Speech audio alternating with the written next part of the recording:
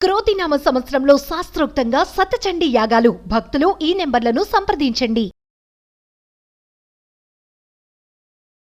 నమస్కారం, నేను మీ జాహ్నవి. మనతో ఉన్నారు ప్రముఖ జ్యోతిష్య వాస్తు పండితులు, ప్రముఖ ఆధ్యాత్మికవేత్త, అగ్ని ఉపాసకులు, బ్రహ్మశ్రీ అన్నవరపు తిరుపతి మూర్తి అవధాని గురువు గారు. మాట్లాడేద్దాం. నమస్కారం గురుగారు.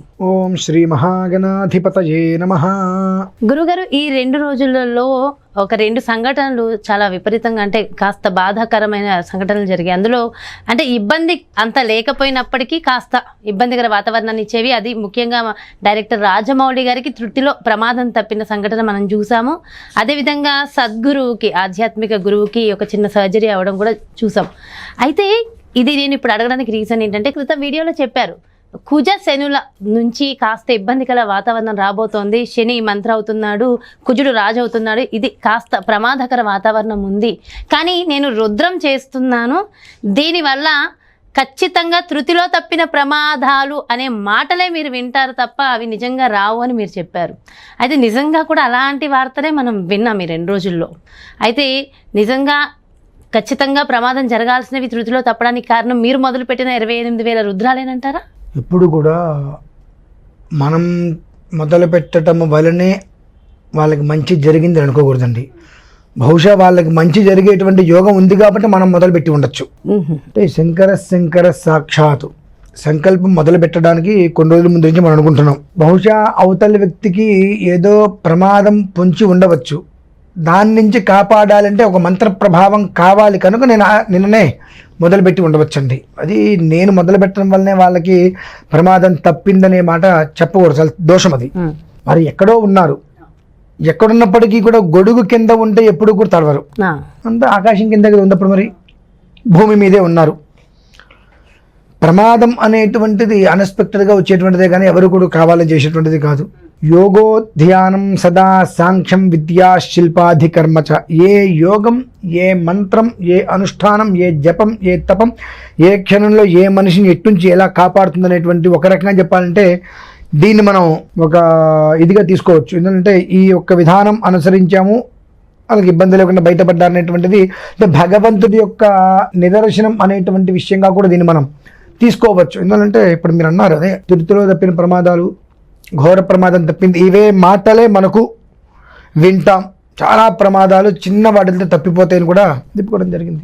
సంకల్ప బలం గట్టిదైతే, ఆచరణ చక్కగా ఉంటే, ఆలోచన బాగుంటే కార్యాచరణ ప్రశాంతంగా నడుస్తుందండి. మరి సంకల్ప బలం ఉంది, చెయ్యాలి చెయ్యాలి చెయ్యాలి. ఎంతమంది సహకరిస్తారో తెలియదు. సహకరించినా సహకరించకపోయినా నేను చెయ్యాలనుకున్నా, నిన్న అంతసేపు చేశా, ఇవాళ కూడా చేశా, రేపు కూడా కంప్లీట్ చేస్తా. చెయ్యాలని సంకల్పం చేశాము, ఆ సంకల్పం చేసినటువంటి దానికి కట్టుబడి ఉన్నాం. ఎట్టి పరిస్థితుల్లో ఆపవద్దు, ముందుకు తీసుకువెళ్ళాలి అని చెప్పి. మనకు కూడా 1-2 ఇట వినేటప్పటికీ పోన్ల ఈశ్వర అనుగ్రహం వలన అనర్థం తప్పింది కాబట్టి దీన్ని కాస్త ముందుకు తీసుకువెళ్ళాలనేటువంటిది ఆకాంక్ష కూడా కలుగుతుంది. ఎందువల్లనంటే అనుభవం రావాలి. ఎలా రావాలి? మంచి అనుభవం రావాలి. చెడు అనుభవం ఎవరికి వద్దు. జన్మతహాగా విరోధైన చెడు అనుభవాలు వాళ్ళకు కూడా వద్దండి. మంచి అనుభవం రావాలి. అది ఇప్పుడు కొంతమందికి అర్థమయ్యేటువంటి వాళ్ళకి అర్థమవుతుంది. ఇప్పుడు అనుకున్న ఆధ్యాత్మికవేత్తలకి కూడా సమస్యలు వస్తాయని అన్నాము. నిజంగా ఆధ్యాత్మిక గురువులకి, అది కూడా సద్గురువు లాంటి గురువులకు కూడా అంటే సర్జరీలు అనేసరికి అంటే మా ఒక మాట చెప్తా వినండి. చెప్పండి. బ్రాహ్మడు ఒక గురుస్థానంలో ఉన్నాడు అని అంటే వాడి జోలికి ఏది రాదు అని కాదు, అందరికన్నా ముందు వాడి జోలికే వస్తాయి అన్నీ. ఎందువలనంటే రాజా రాష్ట్రకృతం పాపం రాజపాపం పురోహిత. అందరూ బాగుండాలి, అందరూ క్షేమంగా ఉండాలని చెప్పి అనేక రకాలైనటువంటివి క్రతువులు చేస్తూ ఉంటారు. చేస్తున్నప్పుడు ధనపరంగానో వస్తుపరంగానో ఏదో ఒక పరంగా అందరు సహకారం చేస్తూ ఉంటారు. సహకారం చేస్తున్నారంటే వారి దోషాలు పోగొట్టుకోవటమే కదా. వారి దోషాలు పోతుంటే వాటన్నిటికి మూలకారకుడు ఎవరవుతారు? ఈ ఎవరైతే ఆధ్యాత్మికంగా చెప్పేటువంటి వ్యక్తి ఉంటారో వాళ్ళే దానికి కారకులు అవుతారు. కాబట్టి ఏంటంటే అందరి యొక్క కర్మ అనుభవిస్తున్నప్పుడు తప్పదండి. కాకపోతే అంత పెద్ద ప్రమాదాలు చిన్న ప్రమాదంతో పోతాయి. అంటే ఈశ్వరారాధనలో ఎప్పుడు భగవద్ ఆరాధన చేసుకుంటూ ఉంటారు కాబట్టి సదా పాపక్షయార్థి, వ్యాధి విమోచనార్థి, జీవితార్థి, మోక్షార్థి, శ్రీకామశాంతికామ, పుష్టికామ, స్తుష్టికామ, ప్రజ్ఞాకామ, వృద్ధికామ, మేధాకామ, ఆయుష్యకామ, ఆరోగ్యకామ, అన్నాద్యకామ అంటే సదా ఎల్లప్పుడూ సమాజం కోసం శ్రేయస్సు కోరి ఏం చేస్తున్నాం? పాపక్షయార్థి, ఈశ్వర పాపాన్ని తీసేయి, వ్యాధి విమోచనార్థి, జీవితార్థి, మోక్షాన్ని మోక్షార్థి, ఇలా సకల మానవాళికి కూడా ఇవన్నీ ఇవ్వమని చెప్పి గురుస్థానంలో ఉన్నటువంటి మేము అర్థిస్తూ ఉంటాం భగవంతుణ్ణి. ఈ అర్థించేటువంటి దానికి ఒక్కొక్కళ్ళు ఒక్కొక్క రకంగా ధన రూపంగా, వస్తు రూపంగా ఏదో ఒక రకంగా సహకరిస్తూ ఉంటారు. సహకరిస్తున్నారు అంటే వారి దోషాన్ని అక్కడ ఇవ్వటమే. ఆ దోషాన్ని ఇస్తున్నప్పుడు దానికి మూలకారకుడు మేమే అవుతాం కాబట్టి ఆ ఒక్క ఇబ్బందులు ఏదో ఒక రకంగా మేమే అనుభవించవలసిన పరిస్థితి వస్తుంది. అందులో సందేహమే లేదండి. మేమేదో గురుస్థానంలో ఉన్నాం కాబట్టి మేము ముక్కు మూసుకుంటే మాకేం తగలదని మాట పచ్చి అబద్ధం.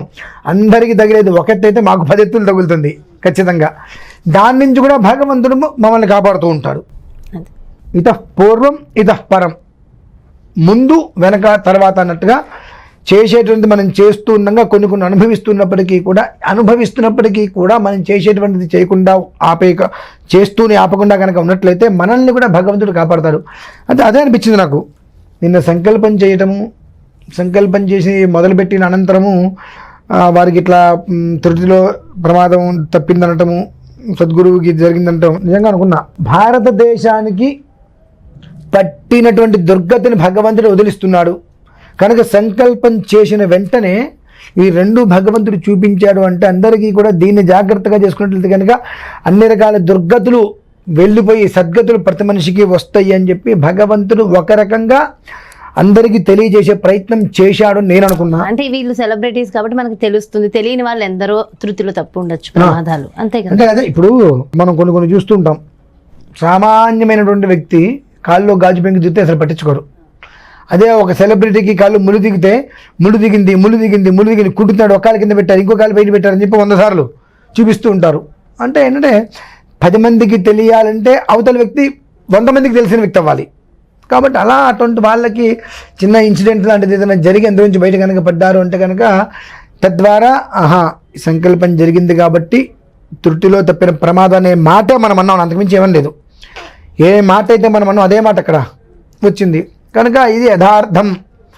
మనకు పట్టినటువంటి దుర్గతులన్నీ కూడా వెళ్ళిపోతున్నాయని చెప్పి ప్రతి మనిషి అర్థం చేసుకొని ఈశ్వరారాధన చేసుకు పట్టినటువంటి దుర్గతిని మొత్తం కూడా నిర్వీర్యం చేసి సద్గతుల కోసం ఈశ్వర ప్రార్థన చేయడానికి ఇది ఒక అవకాశంగా కూడా భగవంతుడు అందరికీ కూడా అలా కనువిప్పు కావడం కోసం కూడా కలిగించి ఉండవచ్చండి.